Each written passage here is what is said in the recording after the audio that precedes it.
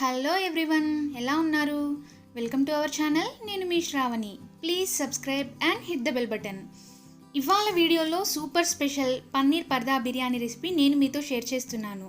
ఈ రెసిపీ కోసం మనం కాస్త ఎక్కువ టైం స్పెండ్ చేయాల్సి వస్తుందండి, కానీ ఫైనల్లీ టేస్ట్ మాత్రం అమేజింగ్గా సూపర్గా ఉంటుంది. ఎన్నిసార్లు చేసినా, ఎంత క్వాంటిటీ చేసినా ఒకే టేస్ట్, అది కూడా ది బెస్ట్ టేస్ట్ వచ్చేలాగా పర్ఫెక్ట్ మెజర్మెంట్స్తో నేను ఈ రెసిపీ మీతో షేర్ చేస్తున్నాను. మరి ఇలాంటి ఇంట్రెస్టింగ్ రెసిపీస్ ఫర్దర్గా వచ్చేవి మిస్ అవ్వకుండా ఉండాలంటే ఛానల్ని సబ్స్క్రైబ్ చేసుకోండి, అలాగే పక్కనే ఉన్న బెల్ ఐకాన్ని కూడా ప్రెస్ చేయండి. ఇంకా లేట్ చేయకుండా ప్రాసెస్లోకి వెళ్ళిపోదాం. Let's start. దీనికోసం ముందుగా ఒక మిక్సింగ్ బౌల్ తీసుకొని 200 గ్రాముల పన్నీర్ ఫ్రై చేసింది వేసుకోవాలి. నెక్స్ట్ దీంట్లోకి 1/2 కప్ పెరుగు, అలాగే 1 టీ స్పూన్ వేయించిన జీలకర్ర పొడి, 1 టీ స్పూన్ ధనియా పౌడర్, అలాగే 1 టీ స్పూన్ బిర్యానీ మసాలా లేదంటే 1 టీ స్పూన్ గరం మసాలా వేసుకోండి. నేను ఇక్కడ బిర్యానీ మసాలా తీసుకున్నాను. నెక్స్ట్ 1/2 టీ స్పూన్ అల్లం వెల్లుల్లి పేస్ట్, 1/2 టీ స్పూన్ పసుపు, 1 teaspoon red chilli powder, 1 teaspoon salt, next కొద్దిగా పుదీనా, 2 టేబుల్ స్పూన్స్ వరకు పుదీనా, అలాగే 2 పచ్చిమిర్చి ఇలా చీల్చుకున్నవి వేసుకోవాలి. నెక్స్ట్ దీంట్లోకి 1 పులావ్ ఆకు, ఫ్రైడ్ ఆనియన్ 2 టేబుల్ స్పూన్స్ వేసుకొని ఓ బద్ద నిమ్మరసాన్ని పిండుకోవాలి. నెక్స్ట్ దీంట్లోకి ఓ అనాస పువ్వు, 1/2 టీ స్పూన్ షాజీరా, 2 యాలకులు, 4 లవంగాలు, అలాగే ఓ ఇంచు దాల్చిన చెక్క వేసుకోవాలి. నెక్స్ట్ దీంట్లోకి 1 టేబుల్ స్పూన్ ఆయిల్ వేసుకొని మనం వేసుకున్న ఇంగ్రీడియంట్స్ మసాలా మొత్తం బాగా మిక్స్ అయ్యేలాగా మిక్స్ చేసుకోవాలి. ఇలా ప్రిపేర్ చేసుకున్న మ్యారినేట్ని 1 అవర్ రెస్ట్ ఇవ్వాలి. నెక్స్ట్ స్టవ్ ఆన్ చేసుకొని ప్యాన్ పెట్టుకొని 2 టేబుల్ స్పూన్స్ ఆయిల్ వేసుకోవాలి. ఆయిల్ వేడైన తర్వాత ఫ్లేమ్ని మీడియం ఫ్లేమ్లో పెట్టుకొని చిన్నగా కట్ చేసి పెట్టుకున్న ఆనియన్ వేసుకొని మగ్గించుకోవాలి. నెక్స్ట్ దీంట్లోకి సన్నగా తరిగి పెట్టుకున్న 3 మీడియం సైజ్ టొమాటోస్ వేసుకొని ఇలా కలుపుకుంటూ టొమాటోస్ సాఫ్ట్గా కుక్ అయ్యి ఆయిల్ సెపరేట్ అయ్యేంత వరకు కుక్ చేసుకోవాలి. చూడండి, ఇక్కడ ఆయిల్ సెపరేట్ అయిపోయింది కదా. ఇక్కడ మనం రెడీ చేసి పెట్టుకున్న మ్యారినేట్ మిక్స్చర్ని వేసుకోవాలి.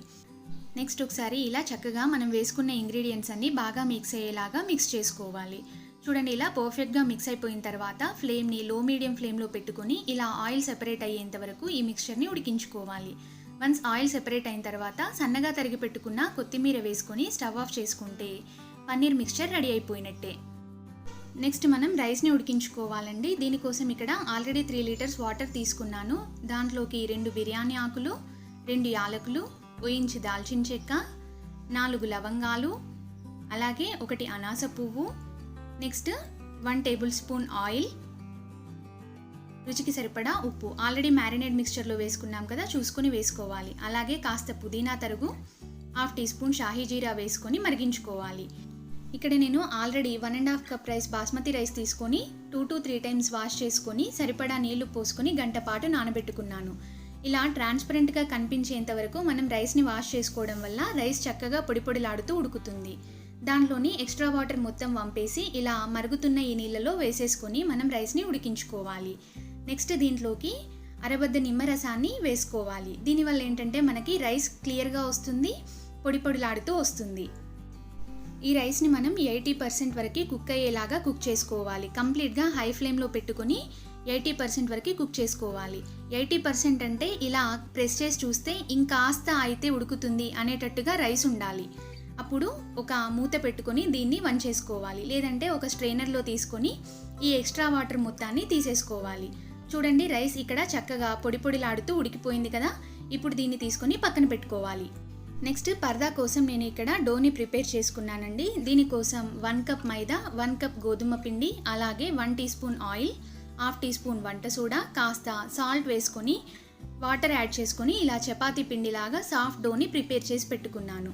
దీనికి 1/2 అవర్ రెస్ట్ ఇవ్వాలి. నేను ఆల్రెడీ రెస్ట్ ఇచ్చేసాను. ఇప్పుడు ఈ పిండి పైన కాస్త పొడిపిండి జల్లుకుంటూ 2 వైపులా పొడిపిండి జల్లుకుంటూ మనం ఒక పెద్ద చపాతీలాగా ప్రిపేర్ చేసుకోవాలి. అదే మన పరదా. మనం దీనికి ప్రిపేర్ చేసుకునే పరదా తిన్గా ఉండకుండా చూసుకోండి, అలాగని బాగా థిక్గా కూడా ఉండకూడదు. మీకు ఇలా పెద్ద సైజ్ చపాతీ చేసుకోవడానికి ఇబ్బందిగా అనిపిస్తే 2 పార్ట్స్గా డివైడ్ చేసుకొని 2 చపాతీలుగా చేసేసుకోండి.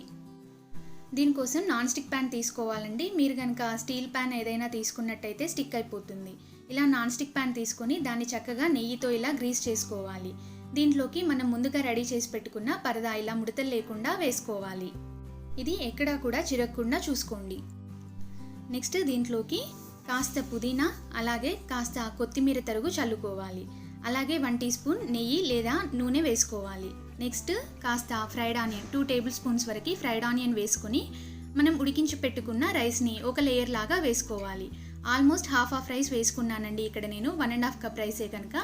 నెక్స్ట్ దీనిపైన మనం ప్రిపేర్ చేసి పెట్టుకున్న పన్నీర్ గ్రేవీ వేసుకొని ఇలా ఈవెన్గా స్ప్రెడ్ చేసుకోవాలి.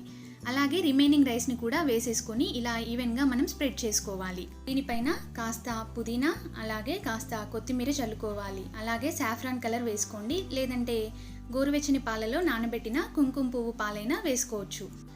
Next 2 tablespoons fried onion అలాగే half teaspoon biryani masala పౌడర్ని స్ప్రింకిల్ చేసుకోవాలి.